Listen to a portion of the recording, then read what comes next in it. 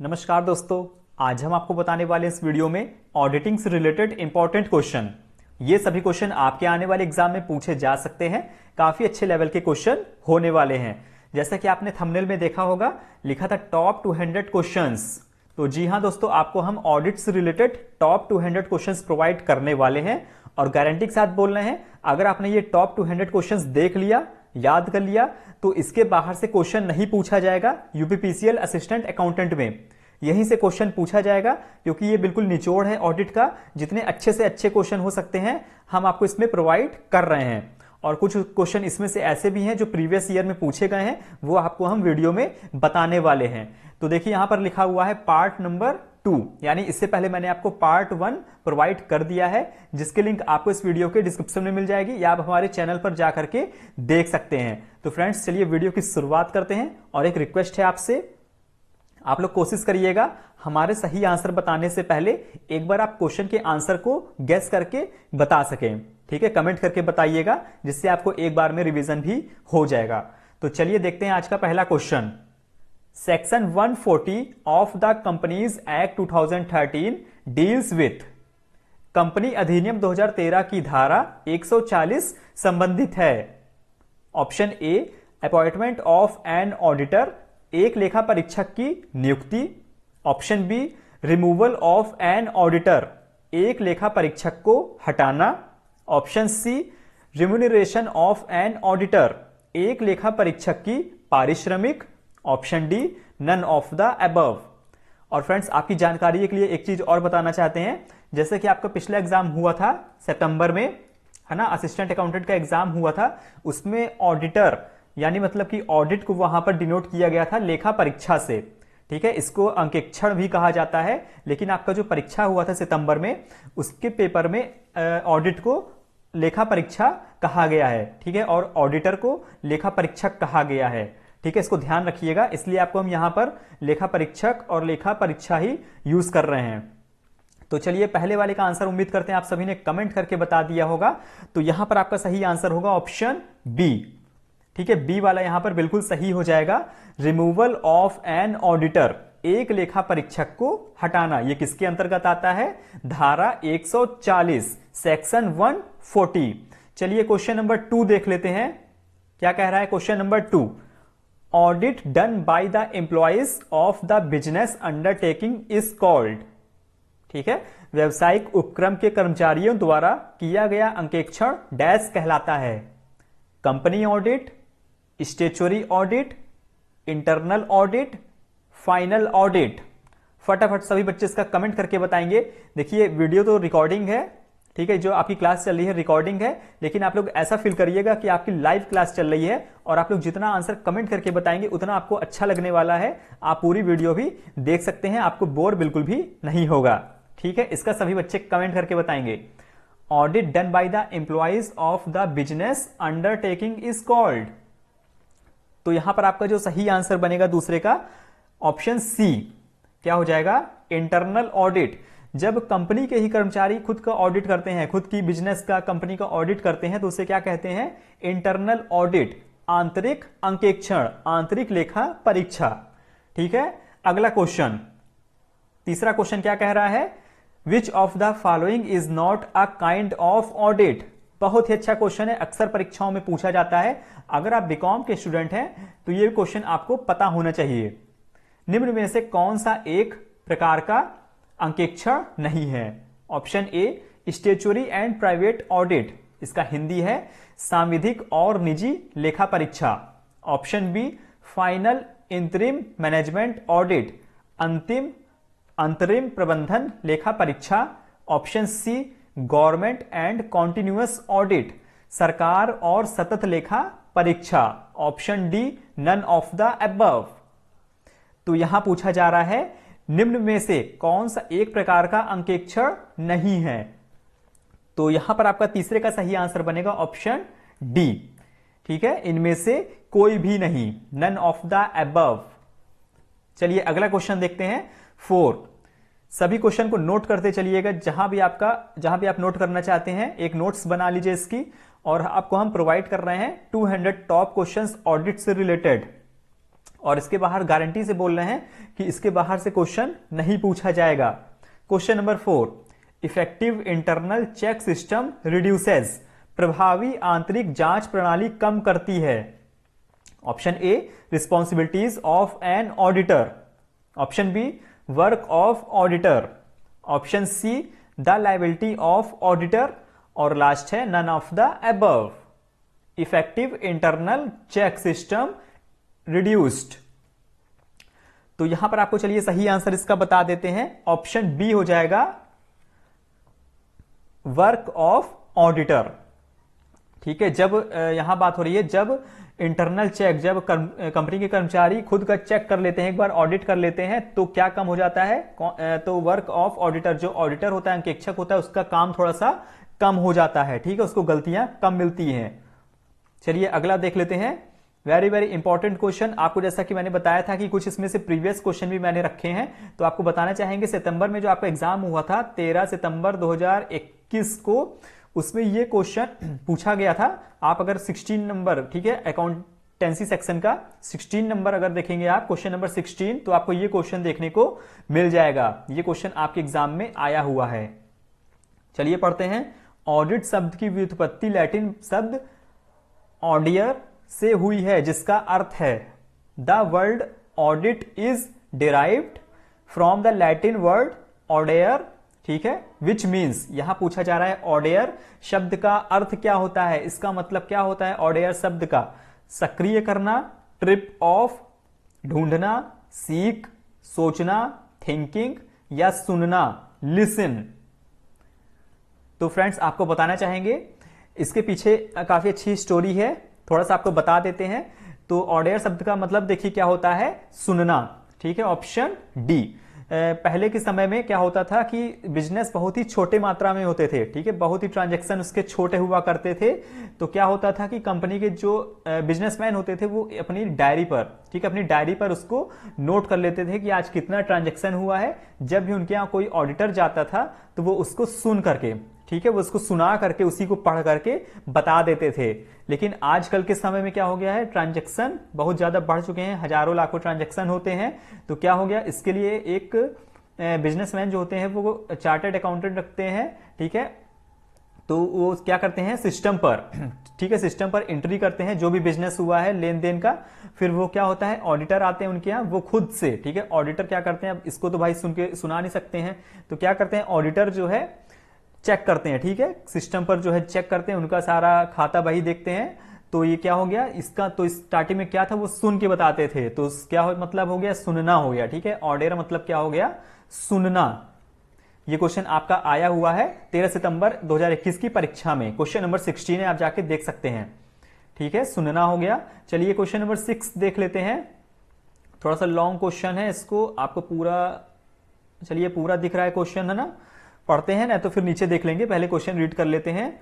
जब कोई अंकेक्षण संचालित किया जाता है तब अंकेक्षक की जिम्मेदारियों को नियंत्रित करने वाले SA 200 द्वारा जारी मूलभूत सिद्धांतों के संदर्भ में इनमें से कौन सा कथन असत्य है। फ्रेंड्स आपको बताना चाहेंगे, यह भी क्वेश्चन 13 सितंबर 2021 के पेपर में पूछा गया है। ठीक है, क्वेश्चन नंबर तो अभी इसका मुझे नहीं याद है, लेकिन आप अगर पेपर देखेंगे वो वाला, तो आपको ये क्वेश्चन भी देखने को मिल जाएगा। तो इंग्लिश में पढ़ देते हैं। With reference to the fundamental principles issued by 200, यहां पर हो जाएगा आपका SA 200 governing the responsibilities of an auditor when a audit is conducted, which of the following statement is false. चलिए क्वेश्चन आपने रीड कर लिया होगा, इसके बाद इसके ऑप्शंस देखते हैं। Option A, the auditor must be forthright, ठीक है, forthright, honest, conscientious and free from any influence during the course of his audit. अंकेक्षक को स्पष्टवादी, ईमानदार, निष्ठावान होना चाहिए और उसे अपने ऑडिट के दौरान किसी भी प्रभाव से मुक्त होना चाहिए। चलिए बी पढ़ लेते हैं statement. The auditor should not obtain information about the client business in the order to determine the nature, timing and extent of audit procedures. अंकेक्षण प्रक्रियाओं को प्रकृति, समय और सीमा को निर्धारित करने के लिए अंकेक्षक को क्लाइंट के व्यवसाय के बारे में जानकारी नहीं लेना चाहिए। Option C, the auditor must maintain proper working papers to evidence the audit work. अंकेक्षण कार्य के साक्ष्य के लिए अंकेक्षक को उचित कामकाजी कागजात बनाए रखना चाहिए। और लास्ट है, the auditor must not disclose client information without the permission of the client और subject to any regulatory requirements. अंकेक्षक को क्लाइंट की अनुमति के बिना या किसी भी विनियामक आवश्यकता के अधीन क्लाइंट की जानकारी का खुलासा नहीं करना चाहिए। ठीक है, चारों स्टेटमेंट हम लोगों ने पढ़ लिया है। तो इसका जो सही आंसर बनेगा क्वेश्चन नंबर 6 का ऑप्शन बी। ठीक है, यहां पर बी वाला आपका आंसर हो जाएगा। हिंदी में पढ़ देते हैं। अंकेक्षण प्रक्रियाओं की प्रकृति, समय और सीमा को निर्धारित करने के लिए अंकेक्षक को क्लाइंट के व्यवसाय के बारे में जानकारी नहीं लेना चाहिए। ठीक है, यहां पर होना चाहिए कि जानकारी लेना चाहिए। चलिए इसके बाद अगला क्वेश्चन आपको दिखाते हैं। क्वेश्चन नंबर 7 क्या कह रहा है? Balance sheet audit is also known as. Balance sheet audit को इस रूप में भी जाना जाता है। किस रूप में? Internal audit, continuous audit, annual audit या फाइनेंशियल ऑडिट। तो आप सभी को पता होगा, इसका सही आंसर होगा option D, financial audit. Balance sheet audit को इस रूप में भी जाना जाता है, फाइनेंशियल ऑडिट। ठीक है, वित्तीय अंकेक्षण जिसको कहा जाता है हिंदी में। चलिए क्वेश्चन नंबर 8 आपके सामने आ चुका है। सभी क्वेश्चन को बिल्कुल ध्यान से देखिएगा, यहीं से आपके क्वेश्चन उठाए जाएंगे परीक्षाओं में। अपने दोस्तों के साथ भी शेयर करते रहिएगा फ्रेंड्स। ठीक है, शेयर करते रहा करिए अपने दोस्तों के साथ भी, बहुत अच्छे क्वेश्चंस हैं।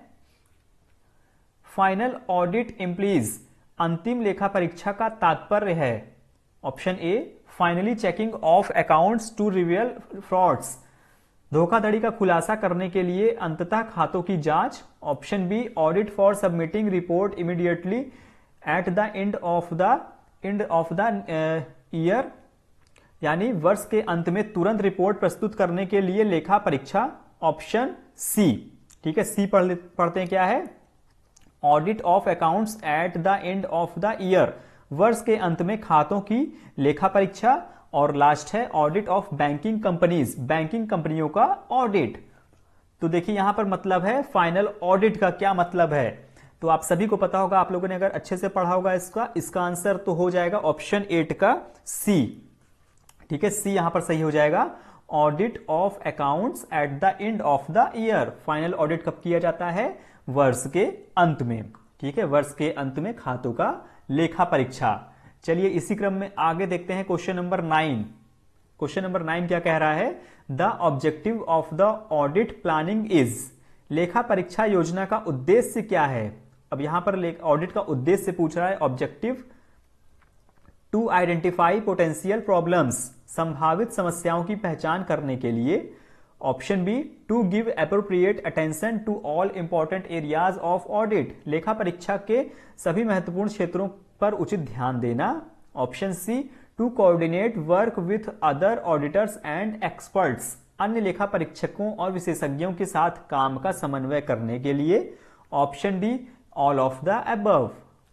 यहां बात हो रही है ऑडिट प्लानिंग के ऑब्जेक्टिव की।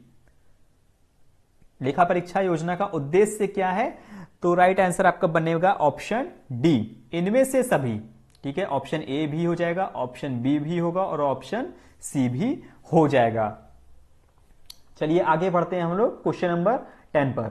सभी लोग कमेंट करके बिल्कुल बताते चलिएगा, आप लोग जितना इंटरेस्ट लेंगे वीडियो में उतना आपको मजा आने वाला है। Question number 10, audit papers are the property of, लेखा परीक्षा पत्र किसकी संपत्ति है? Auditor, clients, both the clients and the auditor, या द ऑडिट कमिटी। तो यहां आपको बताना चाहेंगे जो ऑडिट पेपर्स होता है वो किसकी प्रॉपर्टी होती है, किसकी संपत्ति होती है। तो 10 का यहां पर आपका सही आंसर बनेगा फ्रेंड्स ऑप्शन ए। बिल्कुल इसी सा क्वेश्चन था, किसकी संपत्ति होती है? ऑडिटर की संपत्ति होती है, अंकेक्षक की। ठीक है, जो ऑडिट पेपर्स होते हैं वो किसकी संपत्ति होती है? ऑडिटर की संपत्ति होती है। क्वेश्चन नंबर 11 देख लेते हैं। मिस एप्रोप्रिएशन ऑफ गुड्स में बी चेक्ड बाई, माल के दुरुपयोग की जांच किसके द्वारा की जा सकती है? Punishment of employees, checking of employees, proper supervision over stock, या नन ऑफ द अबव। यहां बात हो रही है misappropriation of goods may be checked by, तो बिल्कुल अच्छा आंसर है यहां पर भी option B, checking of employees. किसके द्वारा चेक किया जाता है उसको? माल के दुरुपयोग को कंपनी के जो कर्मचारी होते हैं, है ना, उनके द्वारा चेक किया जाता है माल का दुरुपयोग। अब भाई ऑडिटर तो आके चेक करेगा नहीं इसको। तो चलिए क्वेश्चन नंबर 12 देख लेते हैं। Auditor has no lien on, लेखा परीक्षक का कोई ग्रहणाधिकार नहीं है, audit notebook, audit working papers, books of accounts of clients, ग्राहकों के खातों की किताबें, या ऑल ऑफ द अबव। तो फ्रेंड्स यहां पर देखिए क्या पूछा जा रहा है, लेखा परीक्षा का कोई ग्रहणाधिकार नहीं है।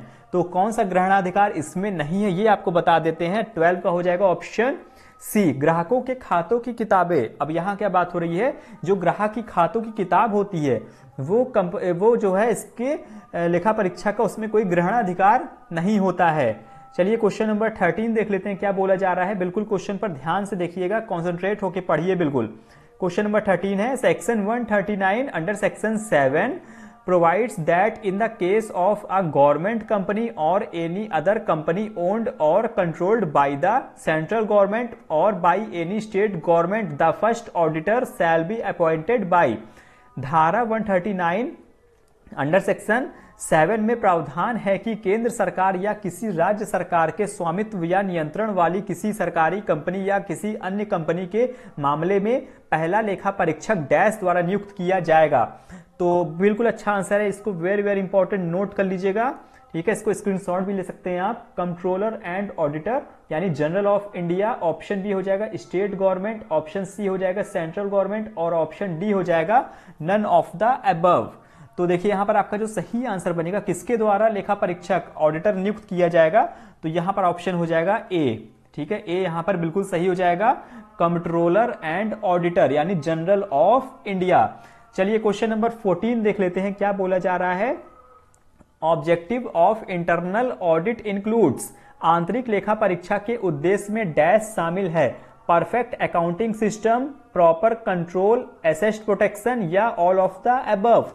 ऑब्जेक्टिव ऑफ इंटरनल ऑडिट, जो आंतरिक लेखा परीक्षा होता है, आंतरिक ऑडिट होता है, अंकेक्षण होता है, उसमें क्या शामिल होता है, तो यहां पर आपका सही आंसर बनेगा 14 का हो जाएगा डी, इनमें से सभी।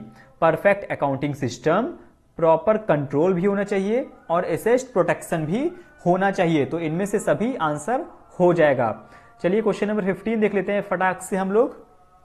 15 हो जाएगा, dash is the examination of all documentary evidence which is available to support the authenticity of transaction entered in the client's records।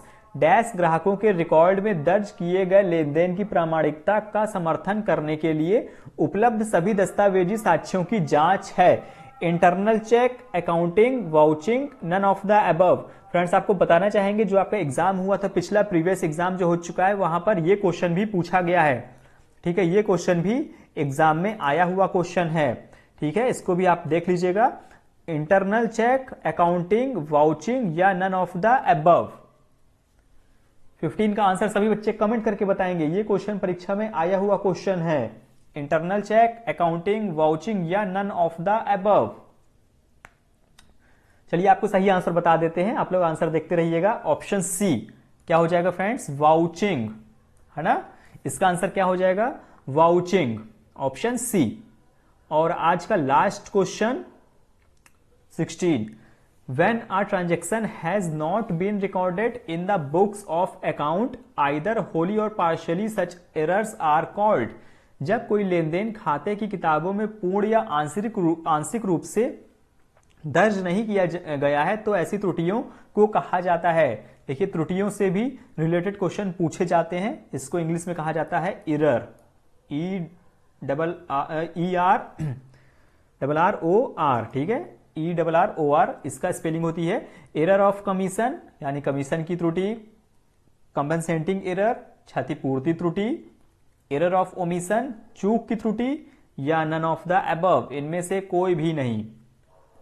जब कोई लेन देन खाते की किताबों में पूर्ण या आंशिक रूप से दर्ज नहीं किया जाता है तो ऐसी त्रुटियां क्या कहलाती हैं, तो बिल्कुल सिंपल सा आंसर है, गलती से ही हुआ होगा, ठीक है, गलती से ही उसमें नोट नहीं किया गया होगा, तो हो जाएगा चूक की त्रुटि, error of omission, option C यहां पर सही आंसर हो जाएगा। तो फ्रेंड्स आज मैंने आपको बताया ऑडिट से रिलेटेड बेस्ट क्वेश्चन और टॉप 200 क्वेश्चंस आपको हम प्रोवाइड कर रहे हैं धीरे धीरे। पिछला आपको एक वीडियोस प्रोवाइड कर चुके हैं पार्ट 1, ये थी हमारी पार्ट 2। ठीक है, आप हम इसकी प्लेलिस्ट बना देंगे या आप हमारे वीडियो में जाकर के डिस्क्रिप्शन में भी लिंक देख सकते हैं, वहां से आप पहली वीडियो देख सकते हैं। तो फ्रेंड्स आप लोग कमेंट करके बताइएगा ये सभी क्वेश्चन आपको कैसे लगे। बिल्कुल अच्छे लेवल के क्वेश्चन आपके लिए लेकर के आए थे। ऐसे आपको 200 क्वेश्चन आपको देखने को मिलने वाले हैं, तो हमारे साथ बने रहिएगा। अगर पहली बार विजिट कर रहे हैं चैनल पर तो सब्सक्राइब कर लीजिएगा, नोटिफिकेशन बेल ऑन रखिएगा, जिससे हमारी वीडियो जब भी अपलोड होगी तो आपको नोटिफिकेशन मिल जाएगी। तो मिलते हैं नेक्स्ट वीडियो में। शेयर करते रहिएगा, वीडियो को लाइक कर दीजिएगा। वीडियो को पूरा देखने के लिए धन्यवाद। जय हिंद, जय भारत।